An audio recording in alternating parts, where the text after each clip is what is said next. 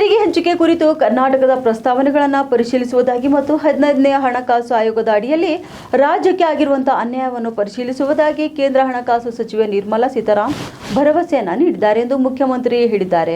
ದೆಹಲಿ ಪ್ರವಾಸದಲ್ಲಿರುವಂತಹ ಅವರು ಮಂಗಳವಾರ ನಿರ್ಮಲಾ ಸೀತಾರಾಮನ್ ಅವರು ರಾಷ್ಟ್ರಪತಿ ದ್ರೌಪದಿ ಮುರ್ಮು ಅವರನ್ನ ಭೇಟಿ ಮಾಡಿ ತೆರಿಗೆ ಹಂಚಿಕೆ ಮಸೂದೆಗಳಿಗೆ ಅನುಮೋದನೆ ಪಡೆಯುವುದು ಸೇರಿದಂತೆ ಅನೇಕ ವಿಚಾರಗಳ ಬಗ್ಗೆ ಚರ್ಚಿಸಿದರು. ಇನ್ನು 16ನೇ ಹಣಕಾಸು ಆಯೋಗದಲ್ಲಿ ಹೆಚ್ಚಿನ ಅನುದಾನ ನೀಡುವಂತೆ ನಿರ್ಮಲಾ ಸೀತಾರಾಮನ್ ಅವರಿಗೆ ಮನವಿ ಮಾಡಲಾಗಿದೆ. ಅಲ್ಲದೆ 14ನೇ ಹಣಕಾಸು ಆಯೋಗದಲ್ಲಿ 4.7ರಷ್ಟು ಅನುದಾನ ಬಂದಿದ್ದು 15ನೇ ಹಣಕಾಸು ಆಯೋಗದಲ್ಲಿ ಕೂಡ ಕಡಿಮೆ ಬಂದಿದೆ. 14ರಿಂದ 15ನೇ ಹಣಕಾಸು ಆಯೋಗದ ವಿಶೇಷ ಅನುದಾನ ಒಟ್ಟು 91,000 ಕೋಟಿ ರೂಪಾಯಿ ಬರಬೇಕಿದ್ದು, ಇನ್ನುಳಿದ ತಿಂಗಳುಗಳಲ್ಲಿ ಈ ಹಣ ಬಿಡುಗಡೆ ಮಾಡಿ ಕರ್ನಾಟಕಕ್ಕೆ ಅನ್ಯಾಯ ಆಗ್ತಿತ್ತು, ಇದನ್ನು ಸರಿದೂಗಿಸಿ ಎಂದು ಮನವಿ ಮಾಡಲಾಗಿದೆ. ಇದಕ್ಕೆ ಅವರು ಸಕಾರಾತ್ಮಕವಾಗಿ ಸ್ಪಂದಿಸಿದ್ದಾರೆ ಎಂದು ಸಿದ್ದರಾಮಯ್ಯ ಕೂಡ ಹೇಳಿದರು.